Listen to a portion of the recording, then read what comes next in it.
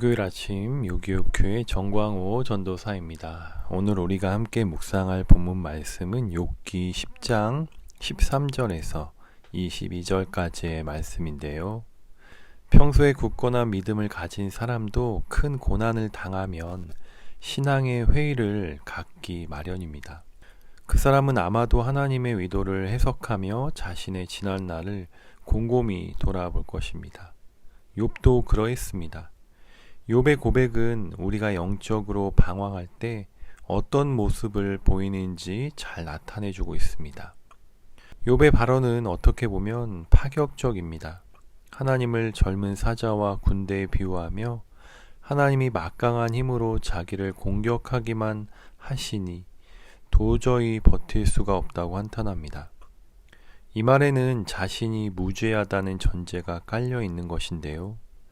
아무 잘못 없이 고통당하고 있으니 억울하다는 것입니다. 결국 욥의 신앙관도 그를 정죄하는 친구들과 다르지 않았습니다.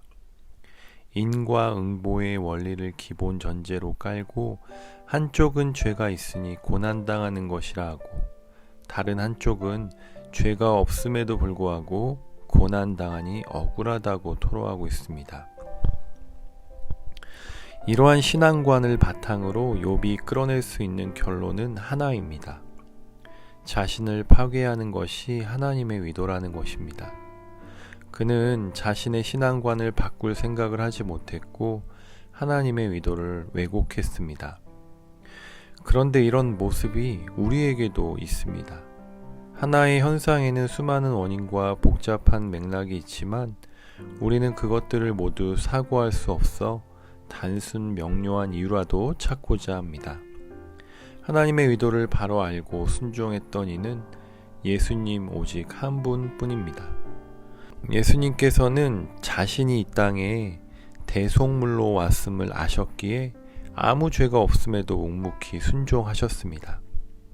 우리는 하나님의 의도를 모릅니다. 그래서 욥처럼 억울해할 때도 있고 하나님의 마음을 오해할 때도 있습니다. 이런 과정은 불가피합니다. 다만 영적 방황 끝에는 반드시 더 실질적이고 확고한 믿음을 갖고 우리는 살아가야 합니다. 깊은 고민이 없는 신앙은 공허합니다. 욥도 이런 과정을 거쳐 큰 깨달음을 얻었습니다.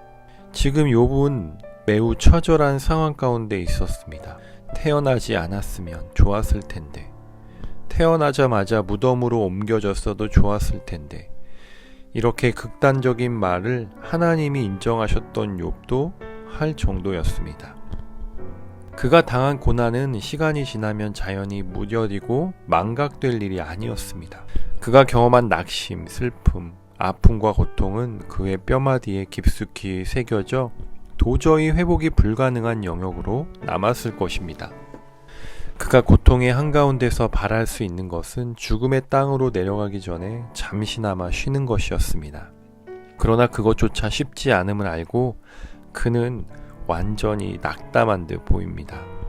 차라리 죽기를 바랄 정도로 큰 고난을 경험한 적이 있는 성도들은 욥의 마음을 이해할 것입니다.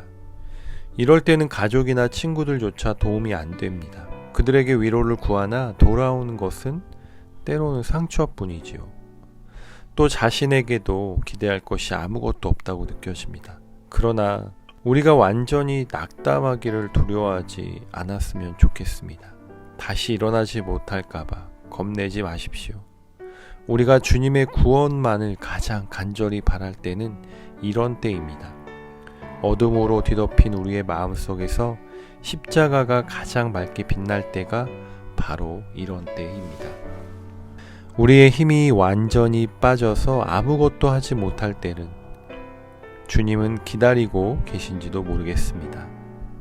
우리가 완전히 낙담하고 있을 때 주님의 섭리가 아니라면 납득할 수 없는 구원의 길이 우리 앞에 펼쳐지기를 기도합니다. 신앙은 복잡하고 인생과 분리된 고차원의 영역이 아닙니다.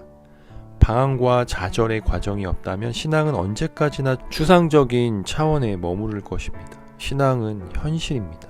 그러므로 구체적이고 굳건한 믿음을 갖기 위해서는 방황하고 낙담하는 과정도 필요하다라는 것입니다. 이러한 과정 속에서 주님이 함께 하셔서 결국에는 우리가 모두 다 굳건한 믿음을 갖게 해 주실 것을 저는 기대합니다. 오늘 말씀을 마치겠습니다.